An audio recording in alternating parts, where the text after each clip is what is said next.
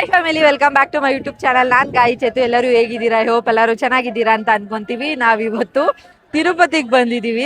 ತಿರುಪತಿ ತಿಮ್ಮಪ್ಪನ ದರ್ಶನ ಮಾಡೋಣ ಅಂತ ಹೇಳ್ಬಿಟ್ಟು ಬುಜ್ಜಿ ಬೇಬಿಗೆ ಗುಂಡೆಲ್ಲ ಓಡಿಸ್ಬೇಕು. ಸೊ ಆಲ್ರೆಡಿ ಓಡಿಸ್ಕೊಂಡು ಬಂದಿದ್ದೀನಿ, ಅದನ್ನ ವಿಡಿಯೋ ಕೂಡ ಅಟ್ಯಾಚ್ ಮಾಡ್ತೀನಿ ನೋಡಿ. ಆ್ಯಂಡ್ ಈ ವಿಡಿಯೋ ಇಷ್ಟ ಆದರೆ ಗೊತ್ತಲ್ಲ, ಲೈಕ್ ಶೇರ್ ಕಮೆಂಟ್ ಮಾಡೋದನ್ನ ಮರಿಬೇಡಿ. ಆ್ಯಂಡ್ ಯಾರೆಲ್ಲ ಇನ್ನೂ ನನ್ನ ಚಾನಲ್ನ ಸಬ್ಸ್ಕ್ರೈಬ್ ಆಗದೆ ನೋಡ್ತಾ ಇದ್ದೀರಾ, ಪ್ಲೀಸ್ ಸಬ್ಸ್ಕ್ರೈಬ್ ಆಗಿ. ಆ್ಯಂಡ್ ಪಕ್ಕದಲ್ಲೇ ಕಾಣೋ ಬೆಲ್ಲೈಕನ್ನ ಕ್ಲಿಕ್ ಮಾಡಿ. ಆ್ಯಂಡ್ ಬನ್ನಿ ಇವಾಗ ಹೋಗಿ ತಿರುಪತಿ ತಿಮ್ಮಪ್ಪನ ದರ್ಶನ ಮಾಡೋಣ. ಮಾರ್ನಿಂಗ್ 3:30ಗೆಲ್ಲ ನಾವು ತಿರುಪತಿ ರೀಚ್ ಆದ್ವಿ. ಬಟ್ ತಿರುಪತಿಯಿಂದ ತಿರುಮಲಾಗೆ ಹೋಗೋಕ್ಕೆ 4 o'clock ಮೇಲೇ ವೆಹಿಕಲ್ಸ್ನೆಲ್ಲ ಬಿಡೋದು ಅಂತ ಹೇಳಿದ್ರು. ಹಾಗಾಗಿ ಅಲ್ಲೇ ವೆಯ್ಟ್ ಮಾಡ್ಕೊಂಡು ಇದ್ದು ನಾವು 4 o'clock ವೆಹಿಕಲ್ಸ್ನ ಬಿಟ್ಟ ಮೇಲೆ ತಿರುಮಲಾಗೆ ಹೊರಡೋಕ್ಕೆ ಸ್ಟಾರ್ಟ್ ಮಾಡಿದ್ವಿ. ಸಿಕ್ಕಾಪಟ್ಟೆ ಜನಗಳಿದ್ರು ಆ್ಯಂಡ್ ಸಿಕ್ಕಾಪಟ್ಟೆ ಕಾರ್ಗಳಿತ್ತ. ಎಲ್ಲ ಒಟ್ಟಿಗೆ ಬಿಟ್ಟಿದ್ದಕ್ಕೆ ಟ್ರಾಫಿಕ್ ಜಾಮ್ ಕೂಡ ಆಯಿತು. ಅಲ್ಲಿಂದ ನಾವು ಬಂದು ಚೆಕಪ್ ಎಲ್ಲ ಮಾಡಿಸ್ಕೋಬೇಕಾಗಿತ್ತು. ಪ್ರತಿಯೊಂದು ಬ್ಯಾಗು, ವೆಹಿಕಲ್ಸು ಎಲ್ಲನೂ ಚೆಕ್ ಮಾಡ್ತಾರೆ, ಬ್ಯಾಗೆಲ್ಲ ಸ್ಕ್ಯಾನ್ ಮಾಡ್ತಾರೆ. ಆ್ಯಂಡ್ ಗಂಡು ಮಕ್ಳಿಗೆ ಬೇರೆ ಸಪ್ರೇಟು ಲೈನ್ಸು ಮತ್ತು ಹೆಣ್ಮಕ್ಳಿಗೆ ಬೇರೆ ಸಪ್ರೇಟ್ ಲೈನ್ಸ್ ಇರುತ್ತೆ. ಅಲ್ಲೋಗಿ ಎಲ್ಲ ಚೆಕ್ ಮಾಡೋಕ್ಕೆ ನಮಗೊಂದು 1/2 hour ಟೈಮ್ ಅಲ್ಲೇ ಹೋಗ್ಬಿಡ್ತು.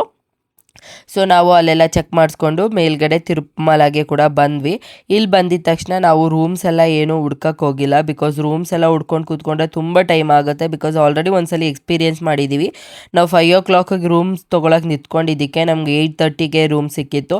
ಹಾಗಾಗಿ ಈ ಸಲ ಆ ಥರ ಎಲ್ಲ ಬೇಡ ಅಂತ ಹೇಳ್ಬಿಟ್ಟು ನಾವು ಡೈರೆಕ್ಟು ಆಲ್ಮೋಸ್ಟ್ ಎಲ್ಲ ಕಡೆಯೂ ನಿಮಗೆ ಈ ಥರದ್ದು ಬಿಲ್ಡಿಂಗ್ಗಳು ಕಾಣಿಸುತ್ತೆ. ಅಲ್ಲಿ ನಿಮಗೆ ಮಕ್ಕಳಿಗೆ ಹತ್ರ ಈ ಥರ ನೀವು ಮುಡಿ ಕೊಡೋದಾದರೆ ಅಲ್ಲೇ ಮುಡಿ ಕೊಡ್ಬೋದು. ಹಾಗೆ ಕಾಮನ್ ಬಾತ್ರೂಮ್ಸ್ ಎಲ್ಲ ಇರುತ್ತೆ ನಿಮಗೆ, ಸ್ನಾನ ಮಾಡೋಕ್ಕೆ, ವಾಶ್ರೂಮ್ಗೆಲ್ಲ ಹೋಗೋಕ್ಕೆ, ರೆಡಿ ಆಗೋಕ್ಕೆಲ್ಲ. ಸೊ ಅದೇ ತೊಗೊಳ್ಳೋಣ ನಾವು ಅಂತ ಹೇಳಿಬಿಟ್ಟು ಅದನ್ನು ಹುಡ್ಕಕ್ಕೆ ಸ್ಟಾರ್ಟ್ ಮಾಡಿದ್ವಿ.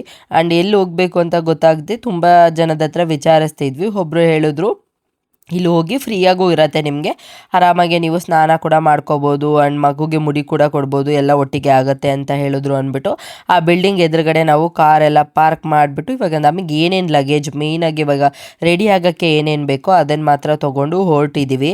ನಾವು ಬಂದಿರೋ ಬಿಲ್ಡಿಂಗ್ ಬಂದು ನಂದಕಂ ರೆಸ್ಟ್ ಹೌಸ್ ಅಂತ. ಅದನ್ನು ನಮ್ಗೆ ಅಲ್ಲೇ ಯಾರೋ ಒಬ್ಬರು ಸಜೆಸ್ಟ್ ಮಾಡಿದ್ರು. ಸೊ ಹಾಗಾಗಿ ಬಂದ್ವಿ. ಆ್ಯಂಡ್ ಅಲ್ಲಿಂದ ನಾವು ಲಗೇಜ್ ಎಲ್ಲ ಎತ್ಕೊಂಡು ಒಳಗಡೆ ಹೋಗ್ತಾ ಇದ್ದೀವಿ ಇವಾಗ. ಸೊ ಇಲ್ಲಿ ಟಿಕೆಟ್ ಏನೋ ತೊಗೊಳಂಗಿಲ್ಲ, ಜಸ್ಟ್ ಅಲ್ಲಿ ಒಳಗಡೆ ಹೋದರೆ ನಿಮಗೊಂದು ಚೀಟಿ ಮತ್ತು ಹೊಸದೊಂದು ಬ್ಲೇಡ್ ಕೂಡ ಕೊಡ್ತಾರೆ. ತುಂಬ ಈಸಿ ಆ್ಯಂಡ್ ಸಿಕ್ಕಾಪಟ್ಟೆ ಏನು ಜನ ಎಲ್ಲ ಏನೂ ಇದ್ದಿದ್ದಿಲ್ಲ ಇಲ್ಲಿ. ಬಿಕಾಸ್ ಎಲ್ಲ ಕಡೆ ಡಿವೈಡ್ ಆಗೋಗ್ಬಿಡ್ತಾರಲ್ಲ, ಅಂದ್ ಕೆಲವೊಬ್ಬರು ರೂಮ್ಸ್ ಎಲ್ಲ ತೊಗೊಳಕ್ಕೆ ನಿಂತ್ಕೊತಾರೆ. ಸೊ ಹಾಗಾಗಿ ಇಲ್ಲೇನು ಅಷ್ಟೊಂದು ಜನ ಇದ್ದಿದ್ದಿಲ್ಲ. ಹೋಗಿದ ತಕ್ಷಣ ನಮಗೆ ಒಂದು ಚೀಟಿ ಕೊಟ್ಟರು ಮತ್ತು ಹೊಸ ಬ್ಲೇಡ್ ಕೂಡ ಕೊಟ್ಟರು. ಅದನ್ನೆಲ್ಲ ತೊಗೊಂಡು ಇವಾಗ ನಾವು ಕೂಡ ಒಳಗಡೆ ಹೋಗ್ತಾ ಇದ್ದೀವಿ. ಆ್ಯಂಡ್ ಅಲ್ಲಿ ಮುಡಿ ಕೊಡೋಕ್ಕೆ ಅಂತ ಹೇಳ್ಬಿಟ್ಟು ಫಸ್ಟ್ ಬುಜ್ಜಿ ಬೇಬಿಗೆ ಮೇಯ್ನಾಗೆ ಬಂದಿದ್ದು ನಾವು. ಯಾಕಂದರೆ ಇದು ನಮ್ಮದು ಮನೆ ದೇವ್ರು ಕೂಡ. ಹಾಗಾಗಿ ಫಸ್ಟು ಟೈಮು ನಾವು ಮನೆ ಹತ್ರನೇ ಮಾಡ್ಕೊಂಡಿದ್ವಿ. ಸೆಕೆಂಡ್ ಟೈಮ್ ಚಿರುಗೂ ನಾವು ಇಲ್ಲೇ ಬಂದು ಮುಡಿ ಕೊಟ್ಟಿದ್ದು, ಇವನಿಗೂ ಇಲ್ಲೇ ಮುಡಿ ಕೊಡಬೇಕು ಅಂತ ಮುಂಚೆನೇ ಬೇಡ್ಕೊಂಡಿದ್ವಿ. ಆ್ಯಂಡ್ ಅದಕ್ಕೋಸ್ಕರ ಬಂದಿದ್ವಾ. ನಮ್ಮ ಹಸ್ಬೆಂಡು ತಣ್ಣೀರು ಹಾಕ್ಬಿಟ್ರು ತಲೆ ಮೇಲೆ. ಅವ್ನಿಗೆ ಗೊತ್ತಿಲ್ಲದೆ ಅಳಕ್ಕೆ ಸ್ಟಾರ್ಟ್ ಮಾಡಿಬಿಟ್ಟ. ಅದಾದಮೇಲೆ ತುಂಬ ಅಳ್ತಾ ಇದ್ದ. ಅವನ್ನ ಇಟ್ಕೊಳ್ಳೋದೇ ನಮಗೊಂದು ದೊಡ್ಡ ತಲೆನೋವು ಆಗೋಗ್ಬಿಟ್ಟಿತ್ತು. ಬಿಕಾಸ್ ನಮಗೆ ಅದು ಬ್ಲೇಡ್ ಎಲ್ಲ ಏನಾದರೂ ಮಿಸ್ ಆಗಿ ಅವ್ನು ತಲೆ ಅಲ್ಲಾಡಿಸಿದ್ರೆ ಎಲ್ಲಾದರೂ ಕುಯ್ಕೊಂಬಿಡುತ್ತೇನೋ ಅನ್ನೋದು ಒಂದು ಸ್ವಲ್ಪ ತಲೆಯಲ್ಲಿತ್ತು.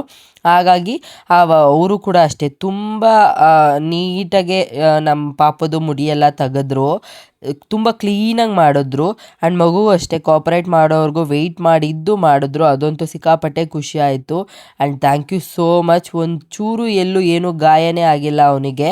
ಅವನು ಅಷ್ಟು ಅಳ್ಳಾಡ್ತಾಯಿದ್ರು, ನೀಟಾಗೆ ಸಮಾಧಾನ ಮಾಡಿ ಮಾಡ್ತಾಯಿದ್ರು. ಫಸ್ಟು ಒಂದು ಸ್ವಲ್ಪ ಹೊತ್ತು ನಮ್ಮ ಹಸ್ಬೆಂಡ್ ಇಟ್ಕೊಂಡಿದ್ರು.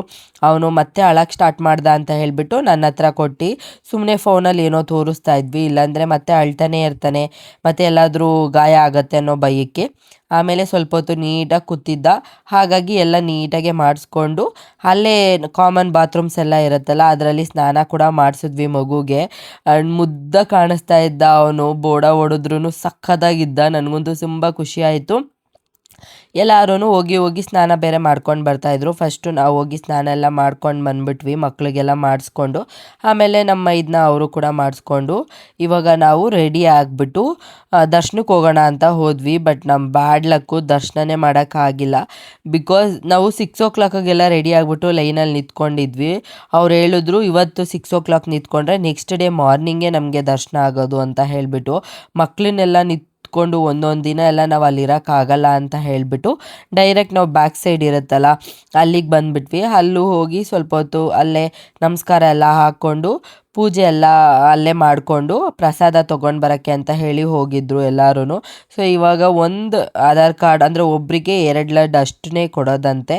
ಅದೊಂದು ಸ್ವಲ್ಪ ಕಷ್ಟ ಆಯಿತು ನಮಗೆ. ಹೀಗೋ ಮಾಡಿ ಲಡ್ಡು ಎಲ್ಲ ಈಸ್ಕೊಂಡು ಬಂದ್ವಿ ನಾವು. ಆ್ಯಂಡ್ ನೀವು ಯಾರಾದರೂ ತಿರುಪತಿಗೆ ಪ್ಲ್ಯಾನ್ ಮಾಡ್ತಾ ಇದ್ದರೆ ಸ್ವಲ್ಪ ದಿನ ವೆಯ್ಟ್ ಮಾಡಿ, ಇಲ್ಲಾಂದರೆ ಆಲ್ರೆಡಿ ಟಿಕೆಟ್ನ ಬುಕ್ ಮಾಡ್ಕೊಂಡು ಹೋಗಿ. ಡೈರೆಕ್ಟಾಗಿ ಹೋದರೆ 1 ದಿನ 2 ದಿನ ನೀವು ಕ್ಯೂ ಅಲ್ಲಿ ನಿಂತ್ಕೊಂಡು ವೆಯ್ಟ್ ಮಾಡಬೇಕಾಗತ್ತೆ. ಸೊ ನಾವು ಹಂಗೆ ಆಯಿತು. ನಮ್ಗೆ ಅಂದ್ಕೊಂಡಿದ್ದಿಲ್ಲ ಇಷ್ಟೊಂದು ಜನ ಇರ್ತಾರೆ, ಬಿಕಾಸ್ ಆಲ್ರೆಡಿ ಸ್ಕೂಲೆಲ್ಲ ಸ್ಟಾರ್ಟ್ ಆಗಿದೆ ಅಲ್ವಾ. ನಾವು ಎಕ್ಸ್ಪೆಕ್ಟ್ ಮಾಡಿರಲಿಲ್ಲ ಇಷ್ಟೊಂದು ಜನ ಇರ್ತಾರೆ ಅಂತ ಹೇಳ್ಬಿಟ್ಟು. ಸಿಕ್ಕಾಪಟ್ಟೆ ಜನ ಇದ್ದರು, ಎಲ್ಲಿ ನೋಡಿದ್ರು ಜನನೇ. ಆ ಲೈನಲ್ಲಂತೂ ಒಂದು ಸ್ವಲ್ಪ ಉಸಿರಾಡೋಕ್ಕೂ ಜಾಗ ಇದ್ದಿದ್ದಿಲ್ಲ. ಆ್ಯಂಡ್ ಮಕ್ಕಳನ್ನೆಲ್ಲ ಇಟ್ಕೊಂಡು ರಿಸ್ಕ್ ತೊಗೊಳೋದು ಬೇಡ ಅಂತ ಹೇಳಿಬಿಟ್ಟು ನಾವು ದರ್ಶನಕ್ಕೆ ಹೋಗಿಲ್ಲ ಅಷ್ಟೇ. ಆಮೇಲೆ ಅಲ್ಲಿಂದ ಶಾಪಿಂಗ್ ಮಾಡೋಣ ಸ್ವಲ್ಪ ಅಂತ ಹೇಳಿಬಿಟ್ಟು ಹೋಗಿದ್ವಿ. ಅಲ್ಲಿ ತುಂಬ ಶಾಪಿಂಗ್ ಓಪನ್ ಆಗಿದ್ದಿಲ್ಲ, ಬಿಕಾಸ್ ಅರ್ಲಿ ಮಾರ್ನಿಂಗ್ 7 o'clock ಇದು. ತುಂಬ ಬೇಗನೆ ನಾವು ಹೋಗಿದ್ವಲ್ಲ, ಅದು ದರ್ಶನವೂ ಆಗಿಲ್ಲ. ಅದೊಂದು ಬೇಜಾರಲ್ಲಿ ಇನ್ನೇನು ಮಾಡೋದು ಅಂತ ಹೇಳ್ಬಿಟ್ಟು ಮಕ್ಳಿಗೆ ಕೆಲವೊಂದು ಐಟಮ್ಸು ಮತ್ತು ನನಗೊಂದು ಸ್ವಲ್ಪ ಬ್ಯಾಂಗಲ್ಸು, ಮನೆಯವ್ರಿಗೆ ಸ್ವಲ್ಪ ಅಂತ ಹೇಳಿಬಿಟ್ಟು ಎಲ್ಲನೂ ತೊಗೊತಾ ಇದ್ವಿ ಅಷ್ಟೇ. ಅದೆಲ್ಲ ತೊಗೊಂಡ್ಮೇಲೆ ಎಲ್ಲರಿಗೂ ಸುಸ್ತಾಗಿ ಹೋಗ್ಬಿಟ್ಟಿತ್ತು. ನೈಟ್ ಬೇರೆ ಅವರು ಕಣ್ಣು ಬಿಟ್ಕೊಂಡೆ ಟ್ರಾವೆಲ್ ಬೇರೆ ಮಾಡಿದ್ರ, ಒಬ್ಬರು ತಪ್ಪರ ಒಬ್ಬರು ಗಾಡಿ ಓಡಿಸ್ಕೊಂಡು. ಹಾಗಾಗಿ ಎಲ್ಲ ಸ್ವಲ್ಪ ಹೊತ್ತು ರೆಸ್ಟ್ ಮಾಡ್ತೀವಿ ಅಂತ ಹೇಳಿ ಹೋದರು. ಅವ್ರ ಪಾಡಿಗೆ ಅವ್ರ ಕಾರಲ್ಲಿ ರೆಸ್ಟ್ ಮಾಡ್ತಿರ್ಲಿ ಅಂದ್ಬಿಟ್ಟು ನನ್ನ ಪಾಡಿಗೆ ನಾನು ಒಬ್ಬಳೇ ಶಾಪಿಂಗ್ ಮಾಡೋಣ ಅಂತ ಹೇಳಿ ಸುತ್ತಾಡ್ಕೊಂಡಿದ್ದೆ. ಬಿಕಾಸ್ ನನಗೆ ತುಂಬ ಇಷ್ಟ.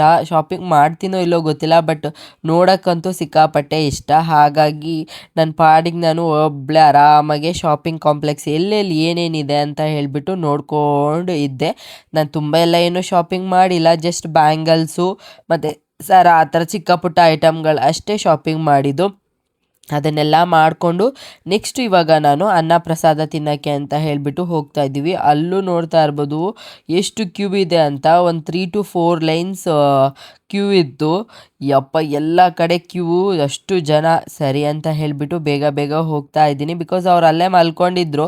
ಅವ್ರು ಯಾರೂ ಬರಲ್ಲ, ನಮಗೆ ಸುಸ್ತಾಗಿ ಹೋಗ್ಬಿಟ್ಟಿದ್ದೀನಿ ಅಂದರು. ಬುಜ್ಜಿ ಬೇಬಿ ಕೂಡ ಕಾರಲ್ಲಿ ಮಲ್ಕೊಂಬಿಟ್ಟಿದ್ದ. ಅಷ್ಟರಲ್ಲಿ ನಾನು ಹೋಗಿ ತಿನ್ಕೊಂಡು ಬಂದುಬಿಡೋಣ ಅಂತ ಹೇಳಿಬಿಟ್ಟು ಹೊರಟ್ವಿ. ಸೊ ಅಲ್ಲೂ ಕೂಡ ರಶ್ ಇತ್ತು ಅಂತ ಹೇಳಿದ್ನೆಲ್ಲ ಬೇಗ ಬೇಗ ಬೇಗ ಹೋಗ್ತಾ ಇದ್ವಿ. ಆ್ಯಂಡ್ ಅಲ್ಲಿ ಹೋಗಿದ ತಕ್ಷಣ ಈ ಥರದ್ದೊಂದು ತಿರುಪತಿದು ಮ್ಯಾಪ್ ಇರುತ್ತೆ. ಇದು ಹೋದಾಗೆಲ್ಲ ನನಗೆ ಸಿಕ್ಕಾಪಟ್ಟೆ ಇಷ್ಟ ಆಗುತ್ತೆ. ಹಾಗಾಗಿ ಅಲ್ಲಿ ಸ್ವಲ್ಪ ಹೊತ್ತಿದ್ದು ನೋಡಿಕೊಂಡು ಫೋಟೋಸ್ ಎಲ್ಲ ತೊಗೊಂಡ್ವಿ. ನಡ್ಕೊಂಡು ಬರ್ಬೇಕಾದ್ರೆ ನಿಜವಾಗ್ಲೂ ಗೊತ್ತಾಗಲ್ಲ ನಮಗೆ ನಾವು ಈ ಥರ ಎಲ್ಲ ನಡ್ಕೊಂಡು ಬರ್ತೀವ ಅಂತ. ಬಟ್ ಫೈನಲ್ ಮ್ಯಾಪ್ ನೋಡಿದಾಗ ಸಿಕ್ಕಾಪಟ್ಟೆ ಖುಷಿ ಆಗುತ್ತೆ. ಅದಾದಮೇಲೆ ಅನ್ನ ಪ್ರಸಾದಕ್ಕೆ ಬೀಟ್ರೋಟ್ ಪಲ್ಯ ಮತ್ತು ಅಕ್ಕಿ ಪಾಯಸ ಬರುತ್ತಲ್ಲ, ಅದು ಪೊಂಗಲ್ ಥರದ್ದು, ಮತ್ತು ಅನ್ನ, ರಸಮ್ಮು, ಸಾಂಬಾರು, ಮಜ್ಜಿಗೆ ಅಂತ ಎಲ್ಲ ಬಿಟ್ಟು ಕೊಟ್ಟಿದ್ದರು. ತುಂಬ ಚೆನ್ನಾಗಿತ್ತು. ಸೊ ಸಿಕ್ಕಾಪಟ್ಟೆ ಖುಷಿ ಆಯಿತು ನಾನು ಪ್ರಸಾದ ತಿಂದಿದ್ದು. ಪ್ರತಿ ವರ್ಷ ಹೋದಾಗಲೂ ಮಿಸ್ ಮಾಡದೆ ತಿಂತೀವಿ.